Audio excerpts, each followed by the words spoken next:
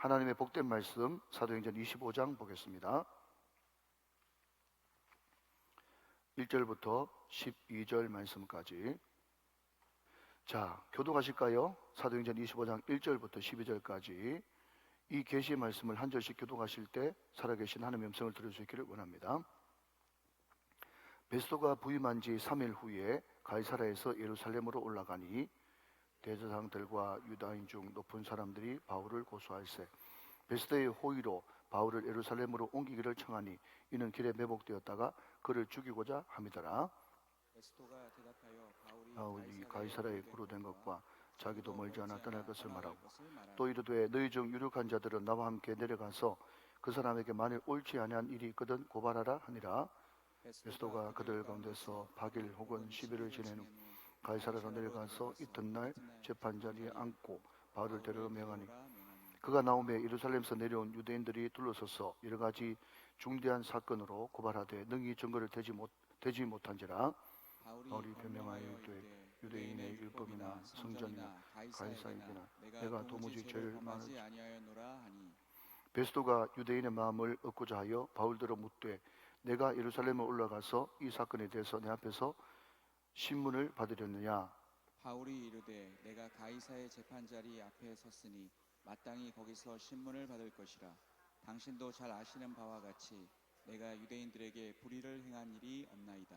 만일 내가 불의를 행하여 무슨 죽을 죄를 지었으면 죽기를 사용하지 아니할 것이나 만일 이 사람들이 나를 고발하는 것이 다 사실이 아니면 아무도 나를 그들에게 내줄 수 없나이다.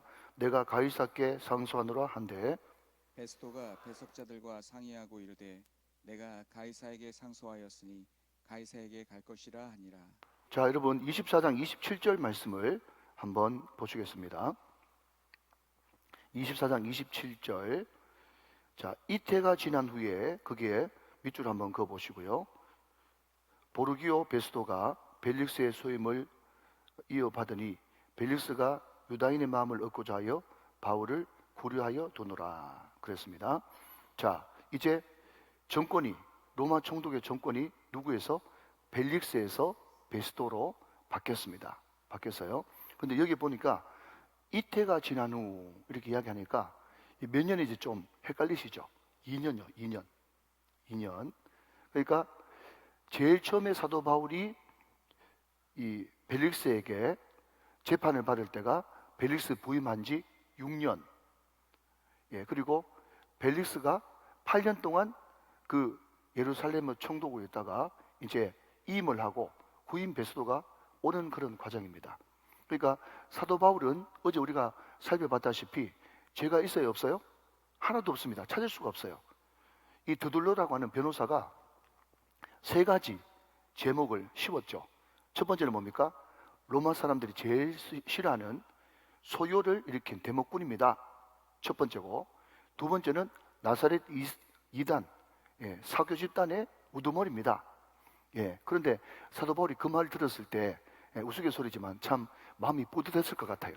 왜냐하면 자기는 만물 중에 괴수라고 이야기하고 죄인 중에 괴수라고 이야기했는데 자기는 이 나사렛 이단의 그 당시 이단으로 불리는 이단의 가장 말재인 줄 알았는데 우두머리 불러주니까 얼마나 감사해요. 내가 벌써 이렇게 신앙이 자라서 우두머리가 됐네. 이렇게 생각하는 것이 영광인 거예요. 그러니까 여러분들이 막 이렇게 신앙 때문에 핍박당하고 예수쟁이라 그러고 막 욕하지 않습니까? 그러면 내 믿음이 이만큼 됐네 하면서 기뻐하시길 바랍니다. 여러분들이 다 나사렛 예수의 우두머리가 다 되시기를 주님의 이름으로 축원합니다. 자, 첫 번째는 소요, 두 번째는 사교 집단의 우두머리, 세 번째는 성전을 더럽히려 하려 하여 없는 것을 뒤집어 세우죠. 그래서 1, 2, 3로 이제 고발을 했는데 사도 바울은 하는 말이 뭔가 하면은 내가 한 10년 동안 바깥에 나가 있다가 온 지 10일밖에 안 됐다.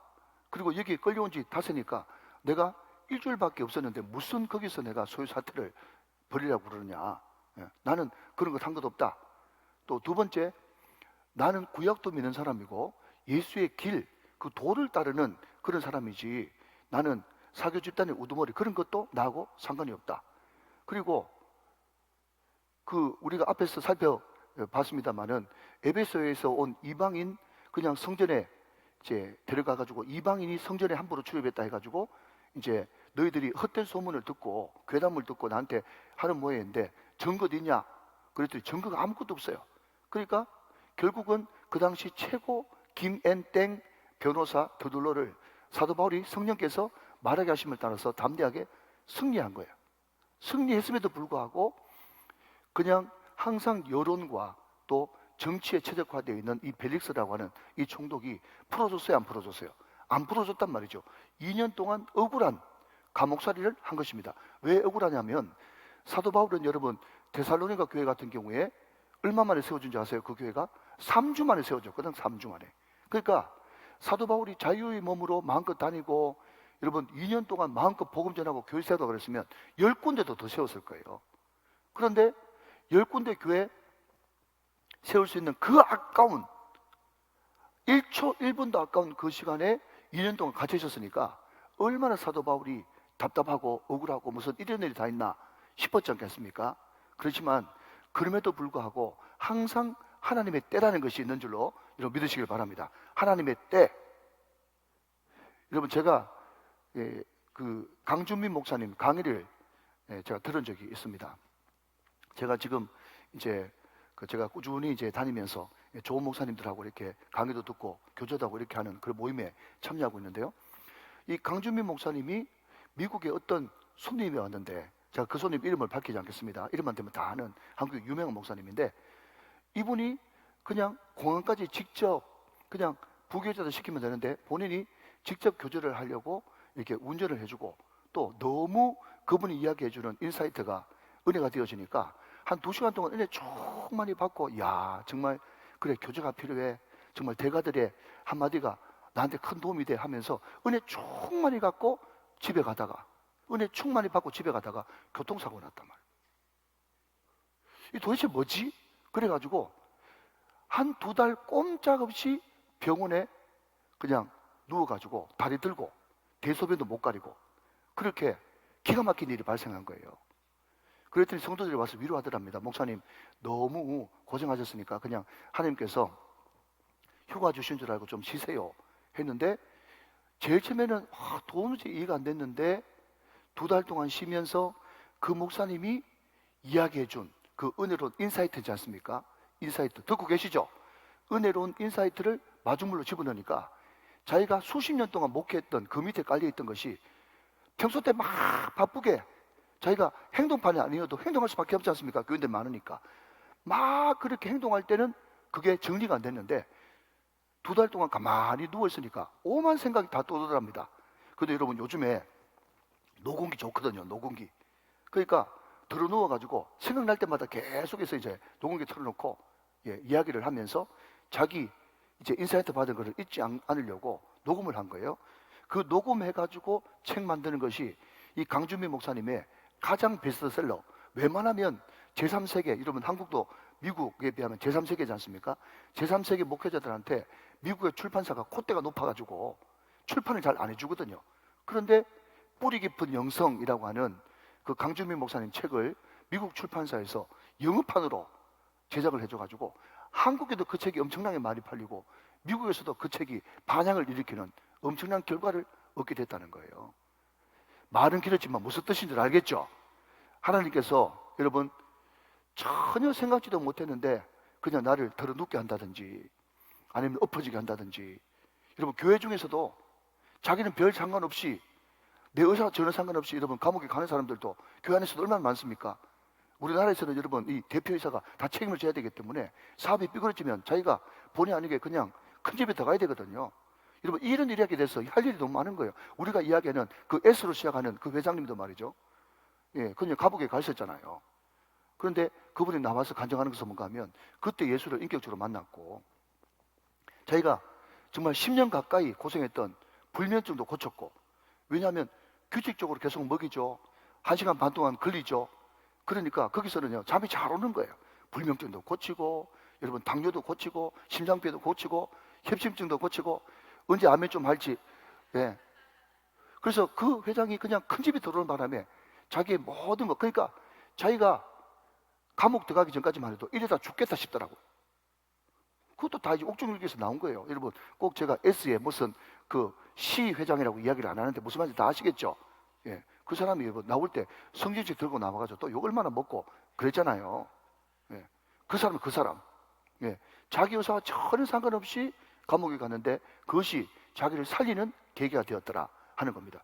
여러분, 하나님은 우리보다 우리를 더 잘 알고 계십니다. 그래서 때로는 왜 내 뜻대로 안 되느냐? 내 뜻대로 되면 남는 건 교만밖에 없어요. 하나님의 때에 하나님의 방법으로 이루어져야 그것이 진짜인 줄로 믿으시기 바랍니다. 제가 추측해 보건데 사도 바울도 일 중심의 사람이니까 이 사람이 10년 동안 뛰는 동안에 말이죠, 다른 사람 100년 할 일을 해버렸다고. 아마 모르긴 몰라도 그 영이 아무리 성령 충만해도 자기 육신이 여러분 그 영을 담고 있기 때문에 사도 바울도 아무래도 과를 했을 거예요. 그러니까 하나님께서 그 사도 바울을 2해 동안 2년 동안 아무것도 못하고 그냥 가택연금 시켜놨을 때는 그 깊은 뜻이 있는 거예요. 여러분, 제가 신앙에 이제 좀 철이 들기 시작하면서 많이 변했던 것 중에 하나는 뭔가 하면 내 뜻대로 내 계획대로 안 돼도 하나님께서 뭔가 하실 일이 있겠지, 그것을 기다릴 줄 아는 사람이 됐다는 거예요. 여러분 잘 들어보십시오. 기다릴 줄 아는 사람이 영성하고 그렇지 않은 사람하고 너무너무 차이가 납니다. 영성의 무게감이 다릅니다.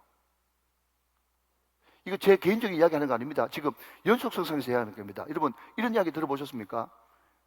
기다리면 이삭 되고 못 기다리면 누굽니까? 못 기다리고 난 아들 이스마엘 되는 거예요. 다시, 기다리면 이삭 되고 못 기다리면 이스마엘 된다. 시작. 이것도 너무너무 중요한 얘기예요. 여러분, 어떤 사람은요 신앙생활 할 때 죄송합니다, 그냥 적절하다니까 버떡 떠올리지 않아가지고 발작적인 신앙생활 한 사람이 있어요. 표현이 좀 너무 셉니까? 무슨 이야기인가 하면 그냥 평소 때 자기 잘 풀릴 때는 자기 힘대로 하다가 안 되면 발작같이 새벽기도 나오고, 그래서 그런 분들은요 새벽기도 나오면 담임 목사가 걱정합니다. 또 무슨 일이 터졌나 싶어가지고. 정말 그래요. 새벽기도 늘 안 나오던 사람이 발작적으로, 아니 기도 11조라도 그냥 꾸준히 기도 11조를 꾸준히 나온 사람들은요, 아 저분은 기도 11조를 드리면서 한 달을 늘 튜닝하는 사람이구나 하면서 꾸준히 나오는 사람은 걱정이 안 된다니까요. 그런데 평소 때 새벽기도 늘 안 나오던 사람이 갑자기 새벽기도를 나오면요, 담임 목사는 덜컥 겁이 나면서 그분한테 전화도 신방할 수밖에 없어요. 무슨 일 있으십니까? 이게 발작적인 신앙생활이에요. 그런데 여러분, 그렇게 갑자기 확 무슨 일이 있을 때마다 나오면요, 제가 지난 주일날 말씀드렸던 것처럼 그 사람을 다른 말로 한번 바꿔볼게요. 어떤 신앙인가 하면요, 건전지용 신앙생활이에요. 자, 여러분, 건전지 처음에 넣어놨습니다. 100% 올라왔어요. 여러분, 가만히 놔둬도 따라요, 안 따라요? 따르죠. 방전되죠, 방전. 그러니까 그 사람은요, 예를 들어서 자기 일 100% 잘 되면, 이거 너무 중요하기 때문에 시간 좀 할애합니다. 100% 잘 되면 자기 뭘 해요. 근데 여러분 잘 들어보십시오. 근데 이 사람이 어느 순간 딱 보니까 자기 배터리가 60%밖에 안 남아서 불안하죠. 그러니까 교만과 불안이 그냥 늘 그 사람의 일상인 거예요. 이게 얼마나 중요한 지금 영적인 이야기를 제가 하는지 몰라요. 그게 평소 때 늘 기도하는 사람과 가끔씩 여러분 자기 무슨 멋대로 신앙생활 하는 거하고 이 차이가 바로 그건 거예요. 제가 늘 말씀드리잖아요. 뭐죠? 나는 늘 예배 드리는데 왜 나는 안 되는 것 같습니까? 그 사람은 주일날 딱 한 번만 나오는데 잘 되는 것 같습니까? 그 이야기 제가 여러 번 했잖아요. 그 차이점은 뭔가 하면요, 늘 일상이 주님 앞에 연결되는 사람은요, 기쁜 일이든지 슬픈 일이든지 요동치지 않고 늘 주님과 커넥트, 연결되어 있습니다. 늘 주님과 연결되어 있기 때문에 그 사람은 항상 핸드폰을 열어보면 별 일이 없어도 늘 100%예요. 배터리 100%라고. 믿으시면 아멘 좀 하시기 바랍니다. 늘 100%라고. 그런데 항상 건전지처럼 배터리처럼 신앙생활 하는 사람은요, 하나님과 연결됐다 끊어졌다가 연결됐다 끊어졌다 하기 때문에 여러분 100% 충만하면 또 기분 좋아가지고 자기 힘대로 또 살고, 그래 떨어져가지고 60%네 또 불안해. 여러분 기분 좋았다가 불안했다가 기분 좋았다가 불안했다가, 그게 하나님 뜻입니까? 사랑하는 여러분, 우리가 일상이 늘 하나님과 연결되어 있는 삶을 살아야 되는 것입니다. 이게 하나님께서 우리에게 요구하시는 메시지예요. 여러분 오늘 저도 모르게, 뒤에도 말씀드리겠습니다만은 저도 모르게 너무 좋은 말 했어요. 무슨 말을 했죠? 기다리면 이삭되고 못 기다리면 이스마엘 된다. 기도하면 모세 되고 원망하면 백성 된다. 그 한 말 똑같아. 그게 출애굽기 15장에 마라가 주는 교훈이에요. 믿으시면 아멘. 오늘 조아 여러분들이, 여러분 갑자기 깜짝 놀라가지고 발작적인 그런 신앙이 아니라, 여러분 기쁜 일이 있든지 슬픈 일이 있든지 늘 주님과 연결되어 있는 충전신앙 다 되시기를 주님의 이름으로 축원합니다. 여러분 보십시오. 2년 동안 이제 갇혀 있었는데, 그때 이제 정권이 바뀌어서 이 베스도가 부임을 합니다. 자, 이제 이 베스도는요, 요즘 단어로 말하면 어떤 사람인가 하면 늘공이에요. 늘공. 예, 늘공 말 처음 들어보셔요? 혹시 어공, 늘공 들어보셨습니까? 어공은 뭔가 하면요, 어쩌다 공무원 된 사람이 어공이에요. 그게 있는 말입니다. 그러니까 자기 돕던 사람이 높은 자리 대통령이 돼가지고 그냥 낙하산 타고 보니까 내가 뭐 행정부시장 됐네, 예, 이런 사람들은 어공이에요. 그런데 늘 처음부터 예를 들어서 9급이든 7급이든 아니면 행정고시 쳐서 들어갔던 쭉 그 자리에 있었던 공무원은 늘공입니다. 그래서 굳이 이야기하자면 앞에 있는 벨릭스는 어공이고 뒤에 나오는 베스도는 늘공이에요. 자, 어공과 늘공의 차이를 한번 보시겠습니다. 1절 말씀. 베스도가 부임한 지 3일 후에 가이사라에서 예루살렘으로 올라갔어요. 자, 여러분 들어보십시오. 그냥 간단히 이건 넘어갑니다. 로마에서 여러분 예루살렘까지, 또 그 팔레스타인에 어떤 항구에 내리는지 모르겠지만 그때 당시에는 돛담배에 있기 때문에 배 타고 오면 최소한 열흘 정도 걸린답니다. 여러분 아무리 신체 건강한 사람이라도 열흘 동안 배 타고 오면 또 꿀렁꿀렁거리면 변밀류가 낫겠죠. 그러니까 엄청나게 고생하고 지금 이 사람이 그냥 벨릭스 후임 총독으로 왔단 말이죠. 그러니까 항상 성경은요 3일 후에 그렇게 이야기하면 만 3일이 아니고 3일째 되던 날입니다. 그러니까 예수님이 장사한 지 3일 만에 부활했다는 말은 뭔가 하면 3일째 부활했잖아요. 금요일에 돌아가셔가지고 금토 주일 새벽에 부활하셨으니까 3일째인 거예요. 이해되시죠? 듣고 계시죠? 자, 그러면 여러분 이 사람이 열흘 동안 로마에서 그냥 팔레스타인 지방 그 이스라엘로 그냥 총독으로 부임해가지고 그냥 하루 쉬고 그 다음날 바로 가이사라, 총독부가 있는 가이사라에서 그냥 그 당시 수도였던 예루살렘으로 올라가서 부임 인사를 하는 그런 장면인 것입니다. 왜냐하면 배경 설명을 알아야 여러분들이 이 말씀을 읽기 좋은 거예요. 자, 이해되시면 아멘. 그러니까 3일 후에 바로 예루살렘으로 올라갔다는 것은 뭔가 하면 자기 일에 굉장히 충실한 늘공의 전형적인 모습을 볼 수 있다 하는 거죠. 자, 그런데 문제가 뭔가 하면 2절 보세요. 자, 3절까지 읽겠습니다. 대제사장들과 유대인 중 높은 사람들이 바울을 고소할세 베스도의 호의로 바울을 예루살렘으로 옮기기를 청하니 이는 길에 매복되었다가 그를 죽이고자 함이더라 그랬습니다. 자, 여러분 저는 이 2절 3절 말씀 읽으면서 어떤 묵상과 느낌을 받았는가 하면요, 야 정말 집요하네.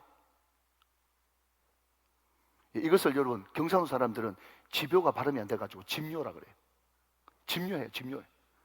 여러분 마귀는요 절대로 느슨하지 않고 집요합니다. 무슨 이야기인가 하면 이제 총독이 바뀌었어요. 정권을 바뀌었습니다.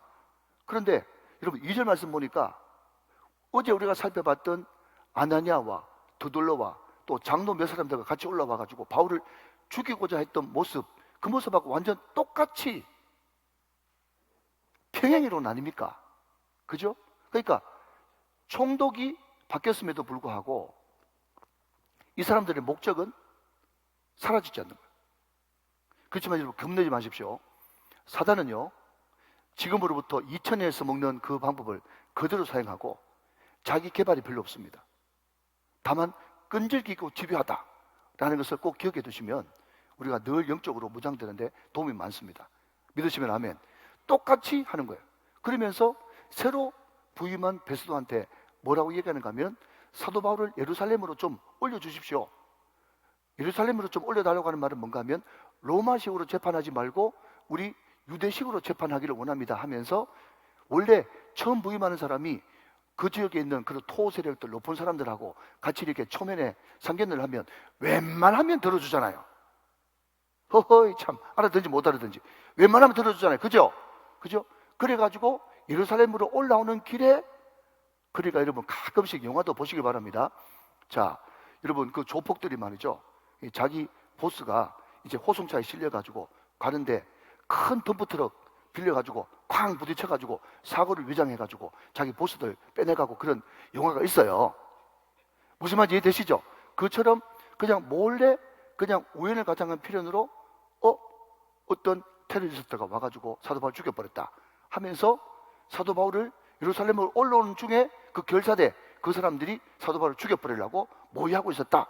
지금 그 이야기를 누가가 지금 고발하고 있는 것입니다. 자, 여러분 잠깐 적용하고 갑시다. 이렇게 한번 질문을 던져보겠습니다. 여러분 한번 대답해 보십시오. 여기 대제사장 있죠? 이 대제사장이 예루살렘에서 대제사장이라고 하는 그런 직분 대접을 쓰고 소위 말해서 대사, 오늘날로 바꾸면 예배를 몇 번 드렸겠습니까? 예배를 몇 번 드렸겠어요? 제사를.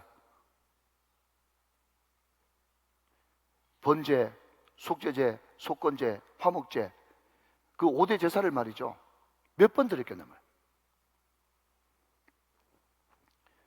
바깥으로 볼 때는 예배를 거룩하게 여러분 화려한 옷 입고 집례를 했지만은 이 사람 속마음이 바뀌었어요, 안 바뀌었어요?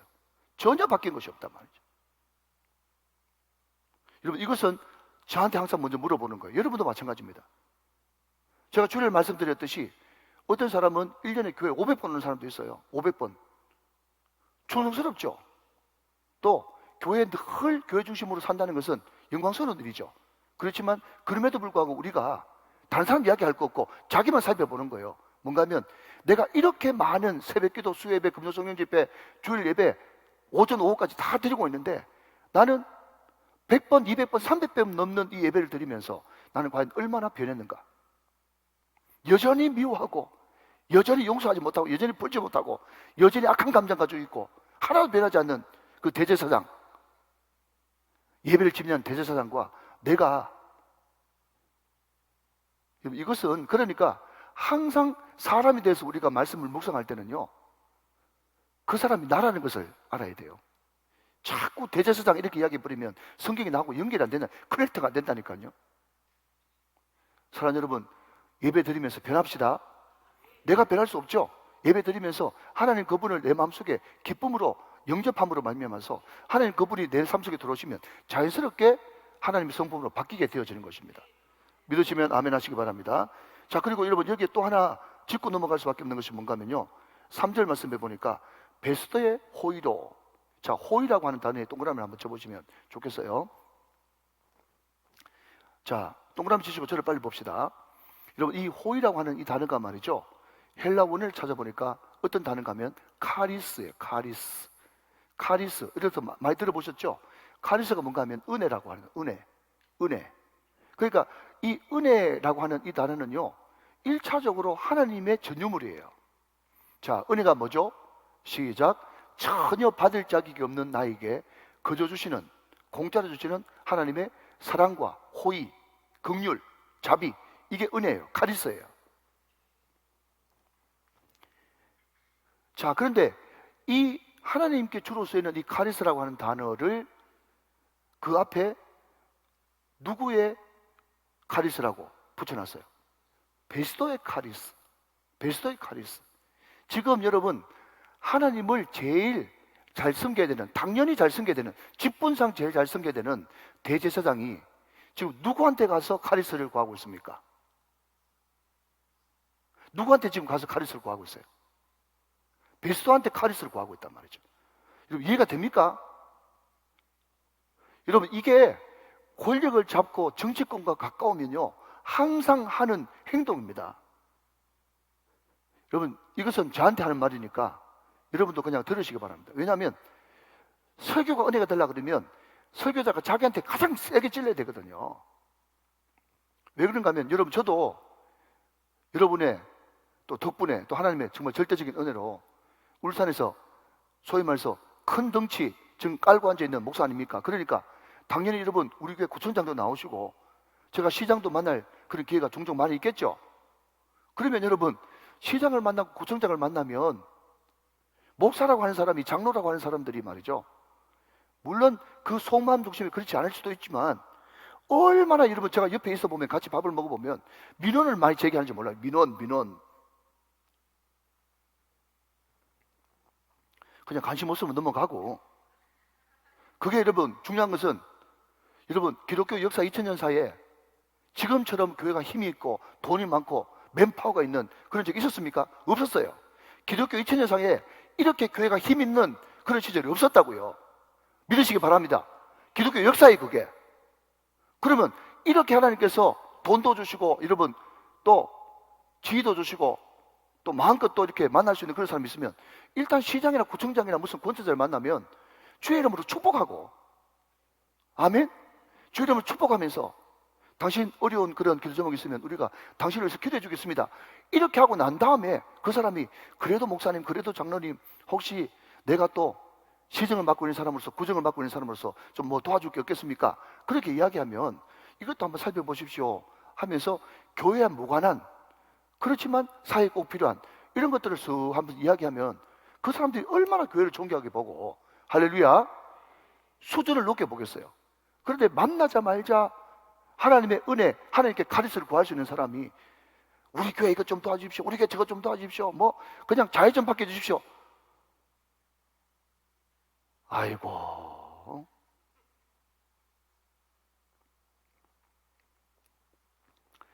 사랑하는 여러분, 우리부터 회개합시다. 우리부터 통을 넓히시다. 예, 우리가 믿는 주님이 그렇게 하찮은 주님이 아니십니다, 여러분.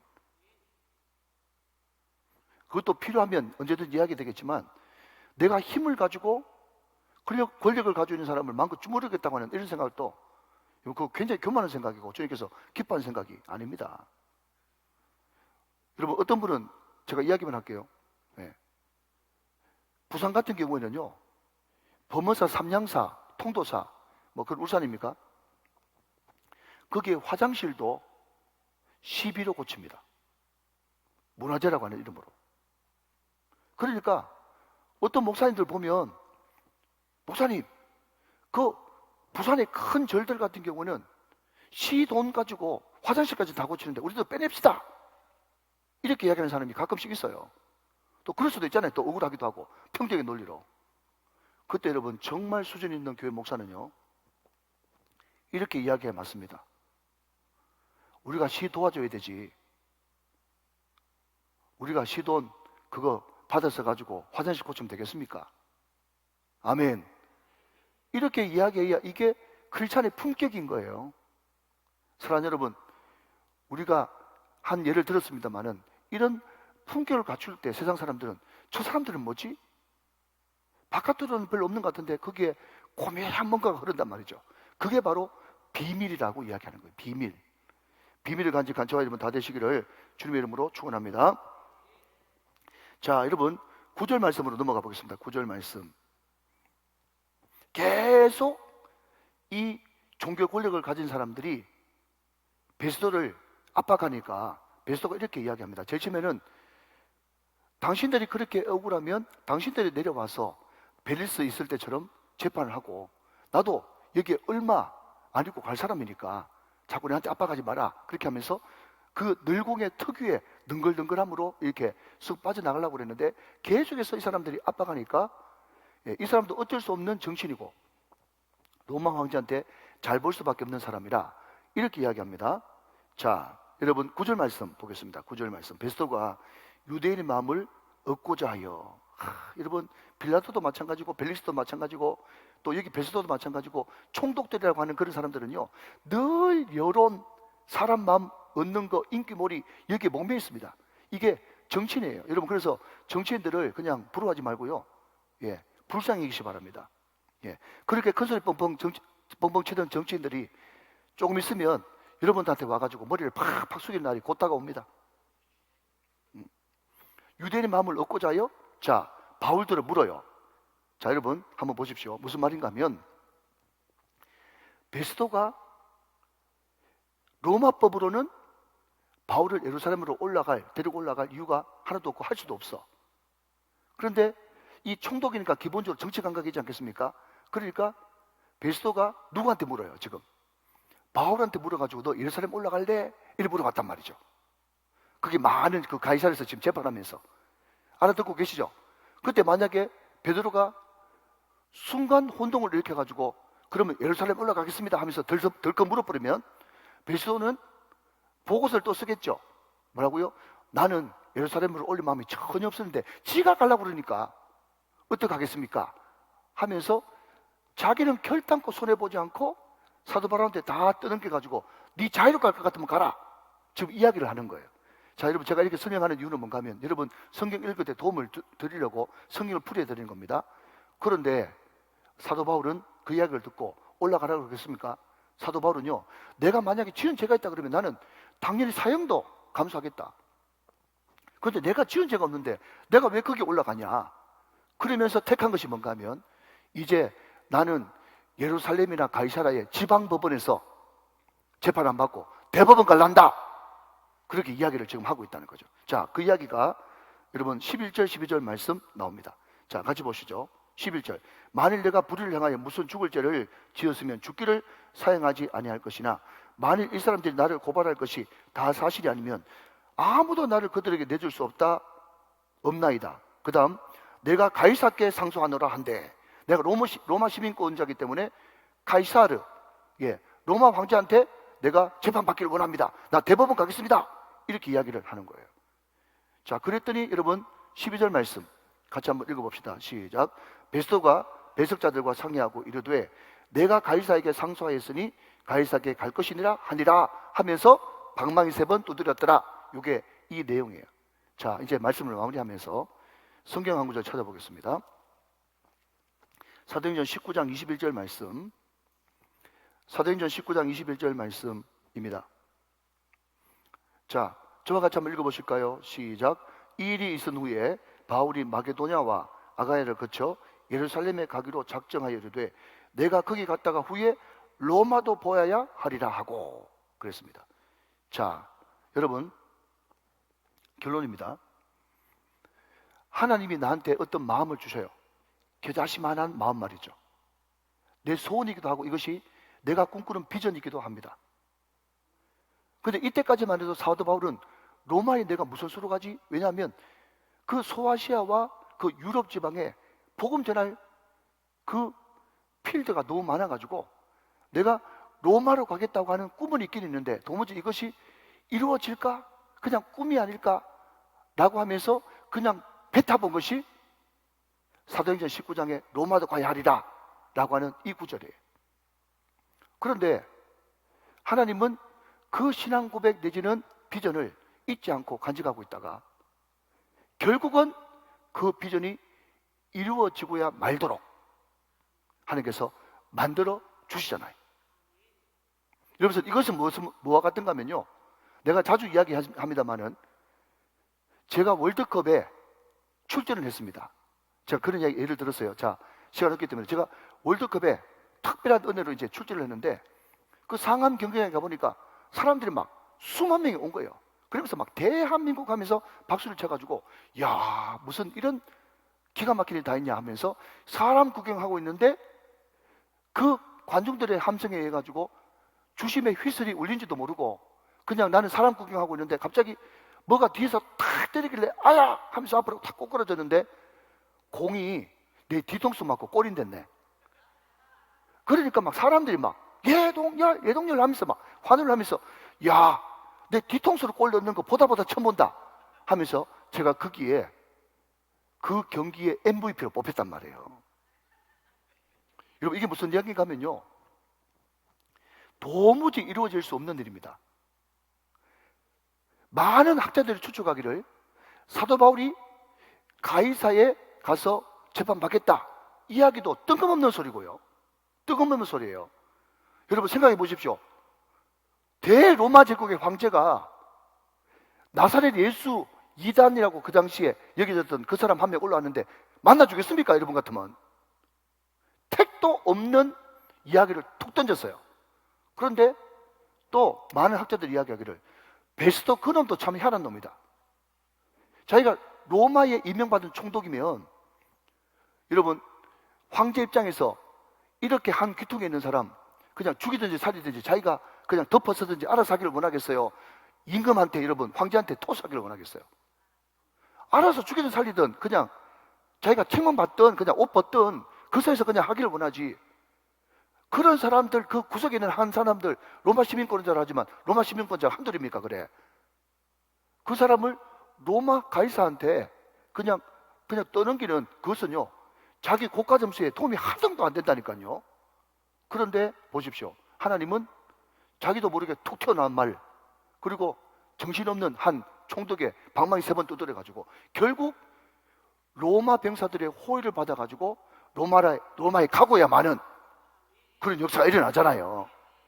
여러분 하나님은 반드시 뜻한 바는 계획하신 바는 이루고야 마시는 하나님이십니다. 이것을 믿어야 되는 거예요. 그래서 중요한 것은 말씀 비전이라는 것은 정말 성령과 함께 선포되어지는 이 예배 시간을 통해서 임하는 거거든요. 그러니까 예배 시간에 참석하지 않은 사람은요 하등 하나님의 도와줄 이유가 하나도 없어.